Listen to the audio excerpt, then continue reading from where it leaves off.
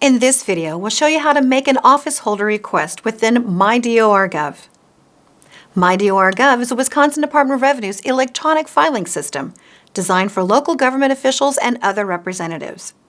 You can make an office request when you hold a position or office and are required to file an electronic form with DOR. Examples of office holders include municipal or county clerks, municipal clerk treasurers, special district representatives, or utility company representatives. If you don't find your role in the list, watch the Access Request video. From the MyDORGov homepage, click User Information. Click Request Office. Choose your role from the Select Office drop-down. Enter your district, company name, or code in the District Company field. As you are typing, different options become available. Click the appropriate company or district. Enter the prior office holder's name.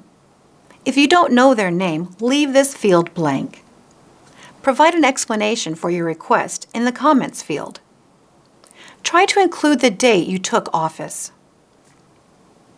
Click Cancel at any time to exit the request. Click Send. DOR receives an email to process your request, and your request appears under a Pending Office Request section on your User Information page.